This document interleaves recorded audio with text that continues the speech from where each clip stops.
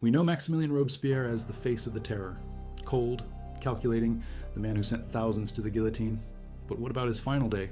What happens when the executioner becomes the executed? 24 hours that flipped the French Revolution on its head. A day when the most feared man in France became the hunted one. If you value documented historical content like this, subscribe. It's the best way to support our work. Also comment from which city you're hearing this from. This script is researched and factual, using sources from original convention records and Courtois' official report. Now back to the story. July 27th, 1794, 9 in the morning. Convention hall buzzes with nervous energy. Robespierre climbs the tribune. He's got a speech, 2 hours of paranoid rambling about enemies and plots, but something's different. His voice cracks, hands shake. The man who never showed weakness is falling apart in front of 800 deputies. There exists a conspiracy against public liberty, he declares. But he won't name names, won't say who these conspirators are. Fatal mistake. Every deputy thinks he's next on the list. The speech drags on. Robespierre talks about virtue and corruption, about enemies in the shadows, his usual themes, but delivered like a broken record. Deputies shift in their seats. Whispers ripple through the benches. This isn't the controlled orator they fear.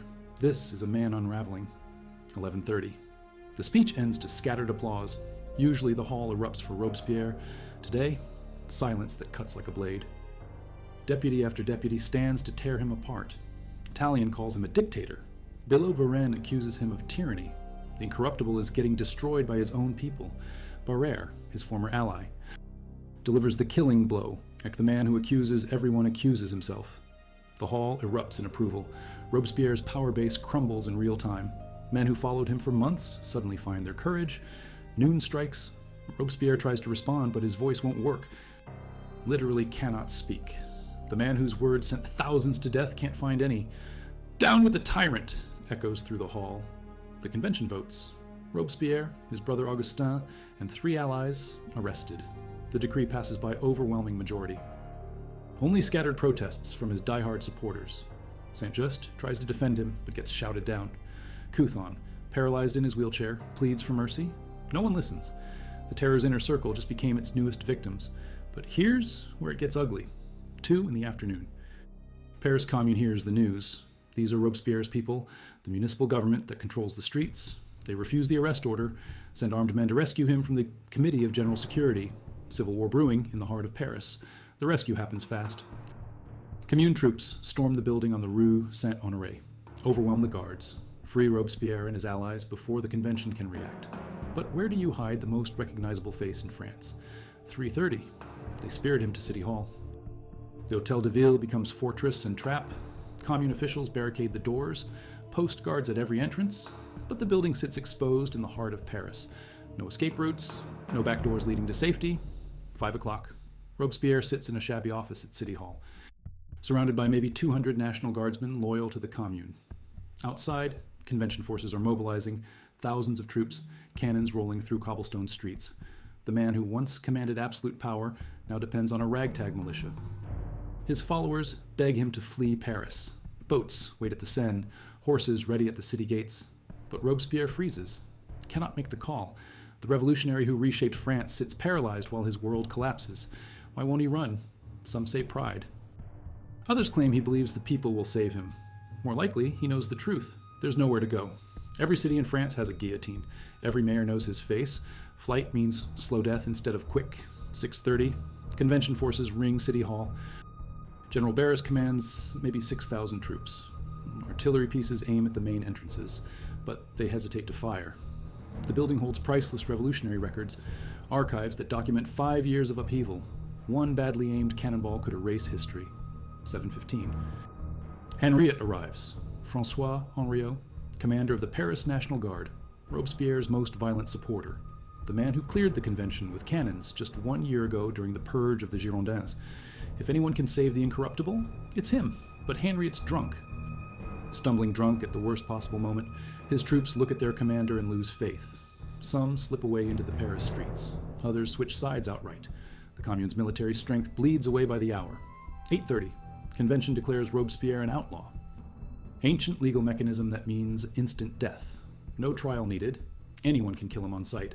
The law he used to crush others now targets his throat. The outlawry decree gets posted on every street corner. Criers shout it through the districts. 15,000 livres reward for his head. Dead or alive. Paris turns into a hunting ground with Robespierre as the prey. 9:45. First defections hit City Hall. Commune councillors start sneaking out through side doors. Men who swore loyalty hours ago now fear for their lives. The building empties, section by section. Guards abandon their posts. Even the clerks flee with their ledgers. 10:30 at night. Robespierre writes his final letters. Shaking hands scratch across paper. Messages to his sister Charlotte. Instructions for his dog Brount. The mundane details of a man about to die. He signs each one with full name and title, as if power still flows from his pen. His brother Augustin paces the room like a caged animal. Saint-Just sits silent in a corner. Couthon prays in his wheelchair. Lebas cleans his pistol. 5 men who controlled France now wait for death in a cramped office. 11:45 at night. Convention troops storm City Hall. Gunfight erupts in the corridors. Robespierre hides in a small committee room with maybe 20 die-hard supporters. Barricades made of desks and chairs won't hold back cannons. The sound echoes through empty halls. Musket fire, shouting, boots on marble floors. The assault comes from 3 directions at once. Commune defenders fire a few desperate volleys, then break. No discipline, no leadership, no hope. Midnight passes into July 28th. The final hours, 12:30.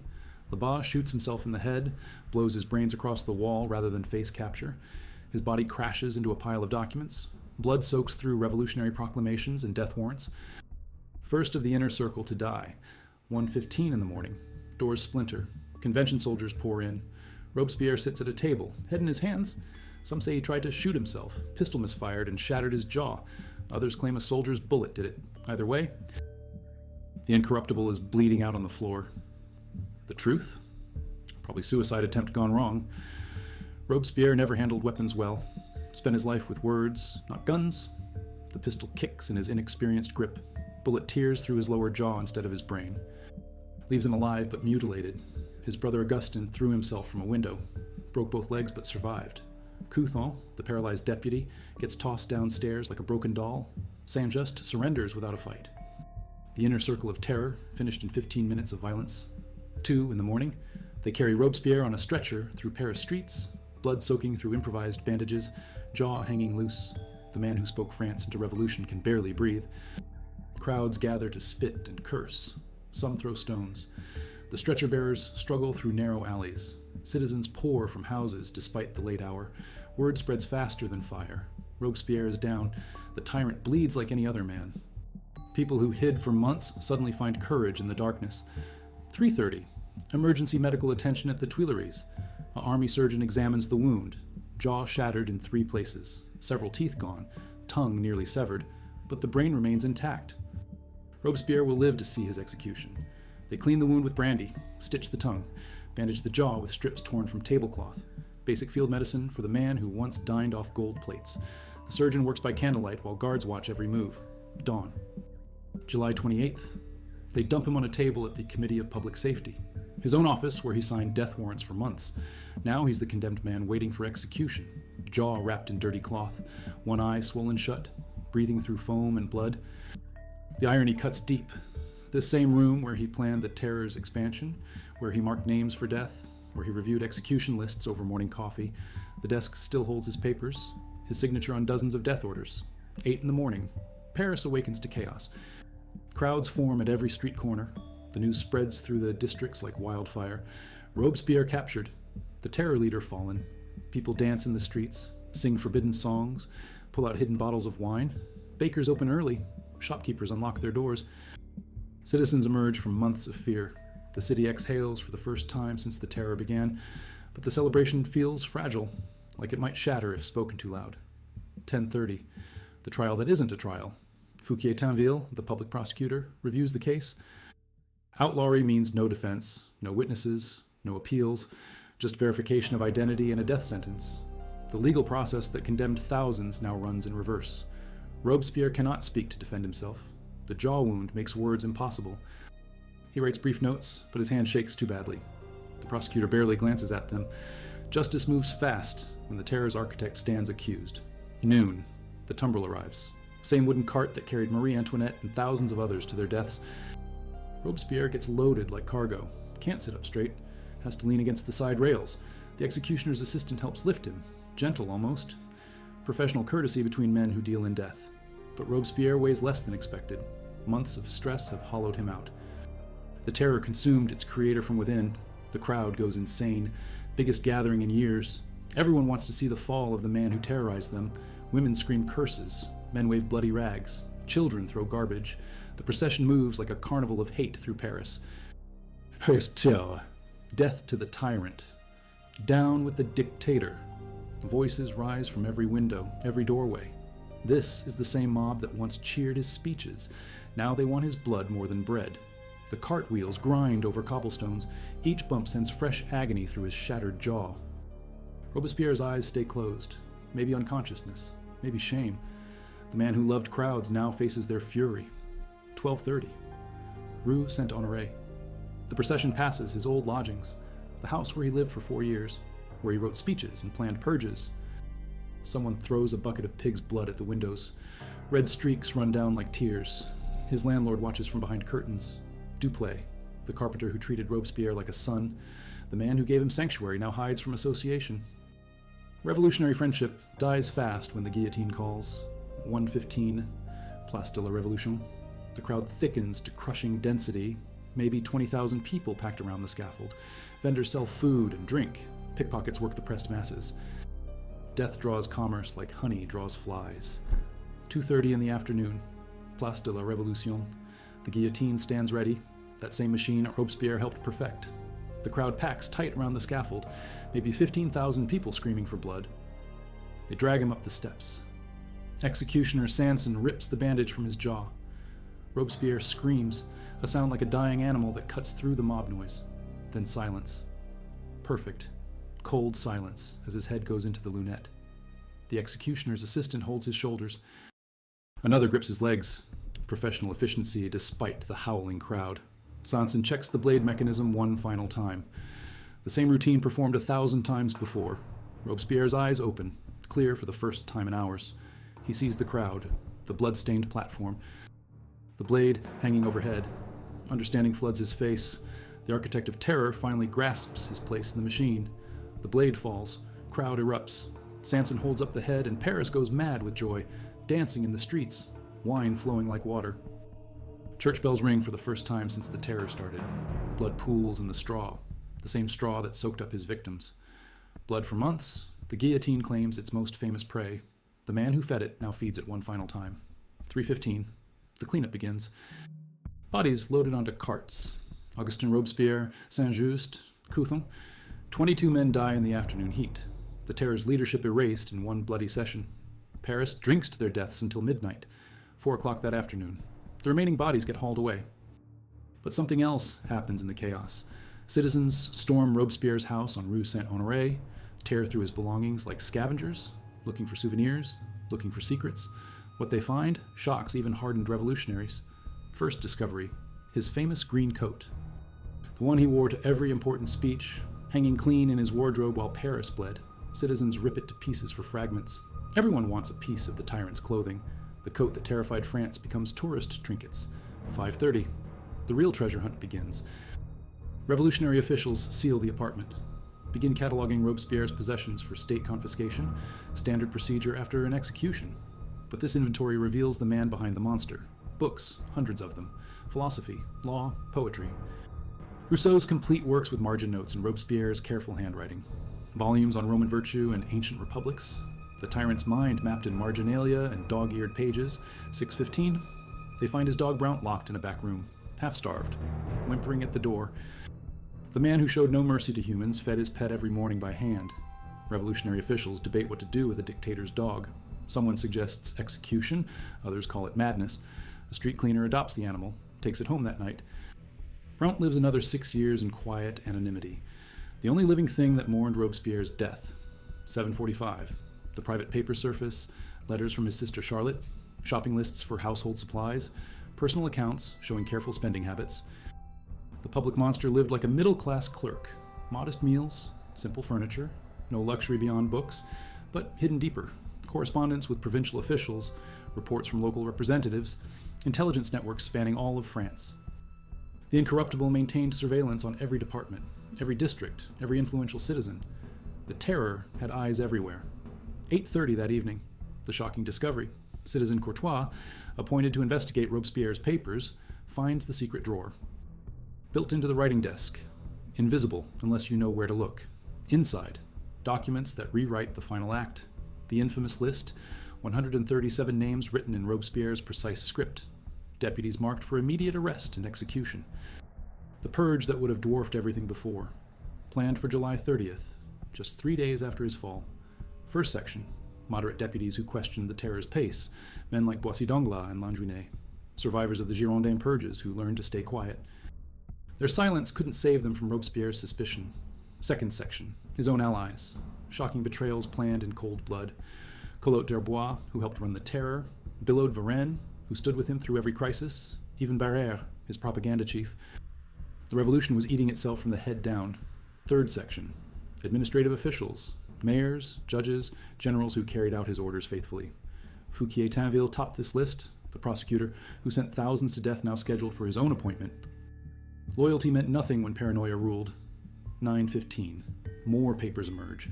Draft speeches preparing public opinion for the mega purge. Robespierre planned to blame foreign conspiracies, Austrian gold corrupting French patriots, British spies undermining revolutionary virtue. The same accusations that justified every previous massacre. But this time, the scope staggered belief. Entire sections of government marked for elimination. Military commanders replaced overnight. Provincial administrations wiped clean. France would wake up under total dictatorship or collapse into civil war. 10 o'clock. The investigators find Robespierre's private diary, daily entries for the past 6 months, paranoid ramblings about enemies and plots. Everyone becomes suspect. Everyone hides secret royalist sympathies. The man who preached virtue sees corruption everywhere. June entries describe sleepless nights, constant fear of assassination, checking locks 3 times before bed. The terror's leader lived in terror of his own creation. Revolutionary justice might strike anyone, even him. July entries turn desperate. Wild theories about deputy conspiracies, plans to denounce half the convention. The final entry, dated July 26th. Tomorrow I speak the truth. Let virtue triumph, or let me die. Midnight approaches. Paris still celebrates in the streets. Wine flows from public fountains. Citizens sing forbidden songs. The terror's end feels like national liberation. But the investigators work by candlelight, uncovering plans that would have made everything worse. If you value documented historical content like this, subscribe. It's the best way to support our work. Also comment from which city you're hearing this from. This script is researched and factual, using sources from Courtois' official report and the Archives Nationale. Now back to the final revelations. 1 in the morning, July 29th. The complete picture emerges from seized documents. Robespierre didn't just plan random executions, he designed systematic elimination of French leadership. Every institution gutted simultaneously, revolutionary government replaced by personal dictatorship. Military orders found in his papers, arrest warrants for 12 generals, men who won battles against foreign enemies now branded as traitors. The army that defended revolution would lose its commanders overnight. Foreign invasions would face chaos instead of resistance. 2:30. Provincial correspondence reveals the broader scheme. Local representatives received coded instructions. Prepare lists of suspect citizens. Ready guillotines for mass executions. The terror would expand beyond Paris. Every town square would see daily bloodshed. Lion marked for special attention. The rebel city already suffered brutal repression after its revolt. Now Robespierre planned complete depopulation. Raze the buildings. Scatter the survivors. Erase Lyon from the map entirely. Revolutionary justice without limits. 3:45. Economic documents show the terror's financial collapse. France nearly bankrupt from constant warfare and internal chaos. Tax collection failing as administrators fear for their lives.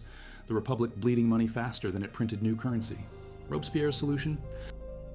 Confiscate more property from executed enemies. Fund government through legalized theft. Every execution meant state profit. The terror transformed from revolutionary justice into systematic robbery. Death as economic policy. 4:15. Personal letters reveal family pressure. His sister Charlotte begging him to stop the violence. His brother Augustin expressing private doubts about the direction. Even inner circle members questioned the endless bloodshed. Robespierre stood increasingly alone, but isolation bred determination, not moderation. Late letters show hardening resolve. If others wavered, he would act alone. Virtue required sacrifice. France needed purification through blood. The incorruptible became completely inflexible. Dawn breaks on July 29th, 24 hours since Robespierre's arrest began. Paris counts its dead and searches for meaning. The terror claimed maybe 17,000 lives in 14 months, but the documents suggest much worse was coming. 5:30 in the morning, final inventory of Robespierre's effects. Total personal wealth, 873 livres, less than a skilled craftsman's yearly earnings. The man who controlled France's treasury lived like a poor lawyer. Power without profit, destruction without enrichment. His only valuable possessions, law books inherited from his father, revolutionary medals awarded by various committees, a silver watch given by grateful citizens after early speeches, the material remains of a life devoted to abstract principles. 6:45. The investigators finished their work. Hundreds of documents catalogued and sealed, evidence of plans that would have destroyed what remained of revolutionary France. The papers disappear into government archives, not to resurface for decades, but word spreads through political circles. Whispered conversations about what nearly happened. Deputies who survived by hours. Generals saved by accident of timing. France pulled back from total collapse by one man's failed suicide. 7:30. The broader implications sink in.